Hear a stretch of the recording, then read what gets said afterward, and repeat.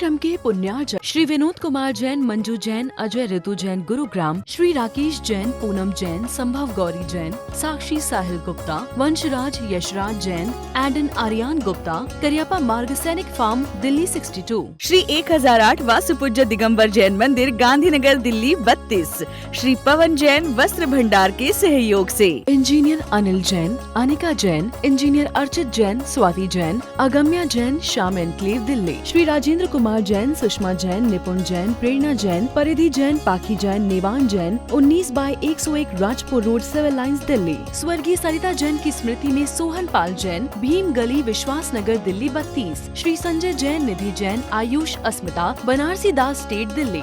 शांति धारा के लिए संपर्क करें 9784857991। किसी भी राशि के लिए कोई आग्रह नहीं है। अति प्राचीन मनोरथपूर्ण मुनि सुव्रतनाथ अधीक्षक क्षेत्र हस्तेड़ा जयपुर से 65 किलोमीटर की दूरी पर सीकर रोड पर स्थित है। यहाँ 880 वर्ष प्राचीन विक्रम संवत 1209 1008 श्री मुनि सुव्रतनाथ भगवान की भव्य प्रतिमा विराजमान है। यह अधीक्षक क्षेत्र प्रवासी समाज द्वारा संचालित है। श्री सागर सविता जैन, ऋषभ विहार Delhi, Shri Siddhant Jain, Prem Shanti apartment, civil line Delhi, Sunita Jain, Sachin Monika Jain, Disha Jain, Vinam Jain, 12A Shriram road, civil lines Delhi. नमो जिनानम नमो सिद्धारम। नए चक्र के श्रवण से खुलते हृदय कपाट, मिथ्यात्म रहता नहीं, संकित होता तत्काल। धन्य धन्य जिन देवी का स्यादवाद नए चक, जिसे साधने से मिटे भविजन का भवचक। जिनेंद्र भगवान के द्वारा प्रतिपादित नए चक्र को समझने का अवसर आदिनाथ चैनल के माध्यम से प्राप्त हो रहा है। समय सार, प्रवचन सार, गोमर सार आदि बड़े बड़े ग्रंथों का मर्म बिना नए ज्ञान के कहते हैं नहीं होता। जैसे सुई के बिना इंजेक्शन की दवाई शरीर के भीतर कहते नहीं जा सकती, वैसे ही नए ज्ञान के बिना अपने आत्मा की सच्ची पहचान नहीं हो सकती। नयों के मूल भेद निश्चय नए और व्यवहार नए हैं, और निश्चय नए व्यवहार नए का विषय आज संपूर्ण जैन समाज विशेषकर स्वाध्याय सभाओं में बहुत चर्चित है। शास्त्रीय विषय की चर्चा आज जनमानस भी कर रहे हैं। जनमानस भी आज निश्चय व्यवहार की चर्चा करते हुए मिल जाते हैं, और इन दोनों नयों के आधार पर समाज में दुर्भाग्य से दो पार्टियां भी देखने में आने लगी हैं कि निश्चय वाले हैं, ये व्यवहारने वाले हैं। ये विभाजन नए ज्ञान को सही नहीं समझने के कारण दिखाई देता है। कहीं कहीं तो एक ही घर में पत्नी निश्चय वाली होती है और पति व्यवहार वाला होता है, या पति निश्चय वाला होता, पत्नी व्यवहार वाली देखने में आती है। इसके पीछे यथार्थ नए ज्ञान नहीं है, इसके पीछे अज्ञानता और कसाय का भाव है। जिनवाणी में ऐसा कोई विभाजन नहीं किया है कि ये निश्चय वाले और व्यवहार वाले। जो निश्चय वाला होगा वो व्यवहार वाला भी होगा, जो व्यवहार वाला होगा वह निश्चय वाला भी होगा। नए चक्र को भली भांति और गहराई से समझना बहुत जरूरी है, नहीं तो विवाद घर घर में होते रहेंगे, समाज में विवाद होते रहेंगे, समाज में दो पार्टियां हो जाएंगी। और नए ज्ञान को समझ लेंगे तो विवाद अपने आप ही दूर हो जाते हैं। और एक ही वस्तु के दो रूप हैं, अंतरंग और बहिरंग। अंतरंग को बताने वाला निश्चय नय है और बहिरंग को बताने वाला व्यवहार नय है। घड़ा एक ही है, उसके कथन दो प्रकार से किए जाते हैं। मिट्टी से निर्मित होने से और आदि मध्य और अंत में मिट्टी ही होने से मिट्टी के घड़े को मिट्टी का घड़ा कहा जाता है। यह निश्चय नय का कथन है और निश्चय नय कथन यथार्थ है, सत्यार्थ है, भूतार्थ है। इसे कोई झुटला नहीं सकता। उसी मिट्टी के घड़े को पानी के संयोग से उसे पानी का घड़ा भी कहा जाता है और घी के संयोग से घी का घड़ा भी कहा जाता है। और घी का घड़ा, पानी घड़ा कहना ये व्यवहार का, उपचार का कथन है। अब एक ही घड़े को दो प्रकार से कहने की पद्धति लोक में सर्वत्र प्रचलित है। ये टोपी कपड़े की है और टोपी पंडित जी की है। ये दो प्रकार कथन टोपी के आधार पर की जाती है। ये अंगूठी सोने की है, ये अंगूठी पंडित जी की है। ऐसे दो प्रकार कथन अंगूठी के आधार पर किए जाते हैं। निश्चय और व्यवहार के आधार पर जो विभाजन हो रहा है वह अनुचित है। नए ज्ञान को सही ढंग से नहीं समझने के कारण से ये विवाद हो रहे हैं। वस्तु के स्वभाव को देखने की दो दृष्टियां सदा से ही रही हैं, अंतरंग दृष्टि और बहिरंग दृष्टि, और दोनों दृष्टियों की उपयोगिता है। बर्तन को अंदर से भी साफ किया जाता है और बर्तन को बाहर से भी साफ किया जाता है। घर को अंदर से भी सजाया जाता है और घर को बाहर से भी सजाया जाता है। वस्तु को समझने के लिए उसके अंतरंग बहिरंग दोनों पहलुओं से वस्तु का मूल्यांकन, उसका स्वरूप जाना जाता है। तो वस्तु का मूल स्वभाव है वह परमार्थ है और मूल स्वभाव के साथ जो उसका संयोग है वो सब व्यवहार है। तो वस्तु का ज्ञान संयोग निमित्त आदि से जब किया जाता है ज्ञान, तो उसको व्यवहार की संज्ञा दी जाती है। हर सिक्के के दो पहलू होते हैं। हर वस्तु का विशेषण निरूपण दो नयों के द्वारा किया जाता है। ये पानी का गिलास है, ये दूध का गिलास है और ये गिलास कांच का है, चांदी का है, सोने का है। ये दो कथन होते हैं।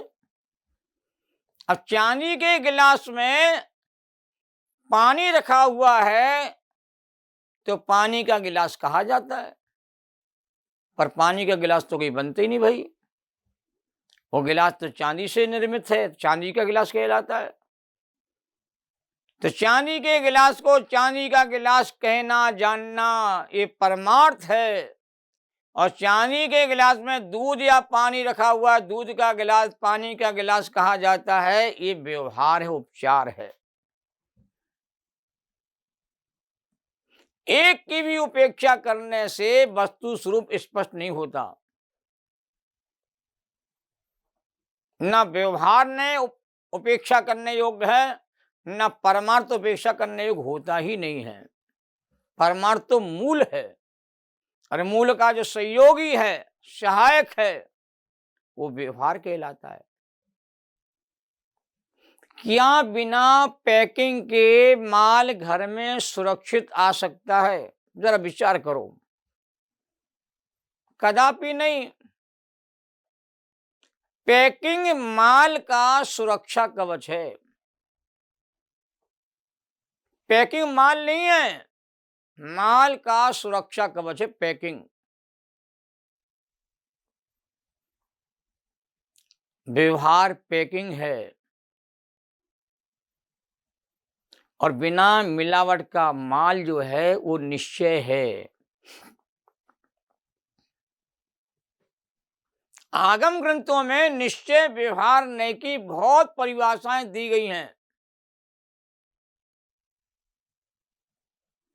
जो एक वस्तु के धर्मों में कथनचित भेद उपचार करता है उसे व्यवहार ने कहा है, और जो व्यवहार से विपरीत है वह निश्चय ने कहलाता है। ए माइल धवल ने नए चक्र में गाथा 264 में कहा है। आलाप पद्धति में कहा है, अभेद और अनौपचार रूप से वस्तु का निश्चय करना निश्चय ने है, और भेद तथा उपचार से वस्तु का व्यवहार करना ये व्यवहार ने है। आत्मख्या टीका में 272 गाथा में कहा, आत्माश्रित निश्चय ने और पराश्रित व्यवहार ने। भूतार्थ सत्यार्थ को निश्चय ने कहा है, और अभूतार्थ और असत्यार्थ को व्यवहार ने कहा है। मिथ्यात्व की धज्जियां उड़ा दी हैं। अगृहीत और गृहीत मिथ्यात्व का बहुत विस्तार से निरूपण किया है। चौथे अधिकार से लेकर 7वें अधिकार तक मिथ्यात्व का ही विस्तार से खुलासा किया है। मिथ्यात्व वैरी का अंश भी बुरा है, थोड़ा ही मिथ्यात्व रखने योग्य नहीं है। तो 7वें अधिकार के अंतर्गत मोक्ष मार्ग प्रकाशक ग्रंथ में आचार्य कल पंडित टोलमल जी ने निश्चय व्यवहार की परिभाषा बहुत दी है कि सच्चे निरूपण को निश्चय और उपचरित निरूपण को व्यवहार ने कहते हैं। जिस द्रव्य की जो परिणति हो उसे उसी द्रव्य की कहना निश्चय ने, और उसे ही अन्य द्रव्य की कहना इसका नाम व्यवहार ने है। व्यवहार ने स्वद्रव्य को, परद्रव्य को, उनके भावों को, कारण कार्यादिक को किसी में मिला करके निरूपण करता है, और निश्चय ने उन्हीं का यथावत निरूपण करता है, किसी को किसी में नहीं मिलाता। जो वस्तु जिस स्वभाव वाली होती है उसी वस्तु को स्वभाव वाला कहता है, इसको निश्चय ने कहा है। ये मोक्ष मार्ग प्रकाशक ग्रंथ में 7वें अधिकार में 249 से लेकर 251 तक पृष्ठ पर ये सुंदरतम चर्चा वहां पर की गई है।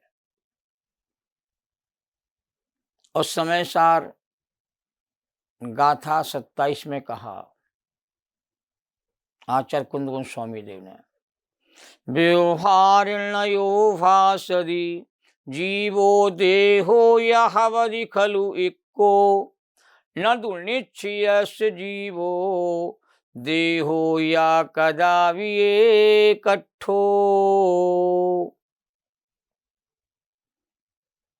ये 27 गाथा है। देह चेतन एक ही यह कथन है व्यवहारिका, ये एक हो सकते नहीं यह कथन है परमार्थिका। कितनी गजब की बात आचार्य कुंद समय सार के माध्यम से कह गए। एक बार समय सार को मनोयोग से पढ़ो। अशरीरी होने का शास्त्र है समय सार। सारे द्वासांग का सार समय सार में कहते भरा पड़ा हुआ है। समय सार पढ़ लिया तो जीवन में और कुछ पढ़ने की आवश्यकता नहीं है। समय सार पढ़ ले जो कोई, ताही तनाव में कभी नहीं हुई। ये आचार्य संसद महाराज जी ने कहा, अपनी डायरी में लिखा हुआ मिला। आचार्य विद्यानंद महाराज जी ने बताया कि समय सार को जो पढ़ लेता है वो कभी तनाव में नहीं आता, वो मानसिक रोगी नहीं होता, वो परम शांति का अनुभव करता है। तो व्यवहार ने कहता जीव और कहते हैं देह एक ही है। ये व्यवहार ने की भाषा है जो शरीर आत्मा को एक कहता है। और निश्चय ने कहता है कि जीव और शरीर कदापि एक नहीं हो सकते। पृथक पृथक जाति के दो द्रव्य मिलकर के कभी एक नहीं होते। दोनों साथ में तो रह सकते हैं, दूध और पानी साथ में तो रह सकते हैं, पर दोनों कभी एक नहीं हो सकते। शरीर शरीर है, आत्मा आत्मा है, आत्मा शरीर नहीं है और शरीर आत्मा नहीं है। दूध दूध है, पानी पानी है, भले मिल गए हों दोनों, मिलके रहें कोई दिक्कत नहीं है। फिर मिल करके क्या दोनों अपने स्वभाव को छोड़ दिया? नहीं, किसी ने छोड़ा। सोना चांदी मिलके एक जगह रहते हैं, पर सोना सोना है, चांदी चांदी है। शरीर शरीर है और आत्मा आत्मा है। शरीर आत्मा की भिन्नता को बताने वाला नय निश्चय नय है। तो व्यवहार की दृष्टि संयोग पर है और निश्चय की दृष्टि कहते असंयोगी तत्व पर है।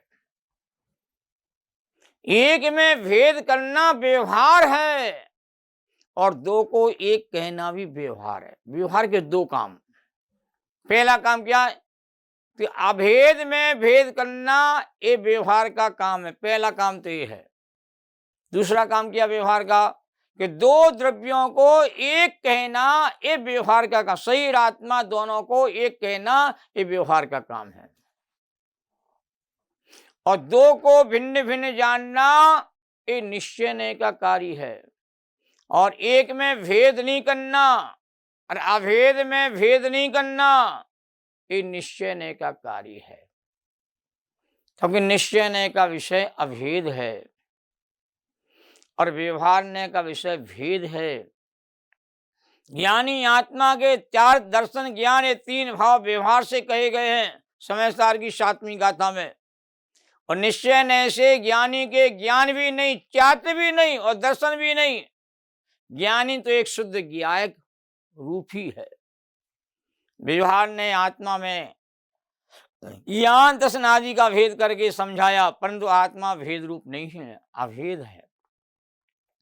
और निश्चय ने सब भेदों का निषेध करके आत्मा को अभेद ज्ञायक बताया है। पूरा समय सार निश्चय नए व्यवहार से भरा पड़ा है। आत्मा को ज्ञान स्वभावी कहना निश्चय न है और मनुष्य देव नार की त्रिंच कहना ये व्यवहार न है। मिट्टी के घड़े को मिट्टी का कहना निश्चय न है और घी के संयोग से घी का घड़ा कहना व्यवहार न है। और बोलना चालना खाना पीना आदि पौद्गलिक क्रियाओं को पुद्गल की क्रिया कहना निश्चय न है। और जीवों के भावों के निमित्त से जब देखा जाता है तो उन्हें जीव का कहना व्यवहार न है। निश्चय व्यवहार न किसी द्रव्य गुण या पर्याय का नाम या स्वरूप नहीं है, अभी तो उनके यथार्थ या उपचरित निरूपण करने की सुयोग पद्धति है। कुछ उदाहरणों से देखें। घी का घड़ा यह उदाहरण है। घी को निश्चय या घड़े को व्यवहार मानना गलत मानता है। सही मानता क्या है कि मिट्टी के घड़े को मिट्टी का कहना यथार्थ निरूपण है और घी का संयोग देख करके वह उपचार निरूपण है। मुझे बहुत क्रोध आता है इस कथन को समझते हैं। मैं आत्मा को निश्चय और क्रोध को व्यवहार समझना सही मानता नहीं है। सही मानता क्या है? क्रोध आत्मा का विकारी परिणाम है, यथार्थ निरूपण है और गाली सुनने से क्रोध आया है, उपचार का निरूपण है। शरीर और इंद्रियों को पुद्गल कहना यथार्थ निरूपण है और शरीर इंद्रियों को जीव कहना उपचर निरूपण है। मोक्ष मार्ग वीतराग भाव रूप है, यथार्थ निरूपण है और विशील संयम मोक्ष मार्ग है, यह उपचार निरूपण। ऐसा निश्चय व्यवहार का सर्वस्वरूप बताया है। जैनम जेतु शासनम।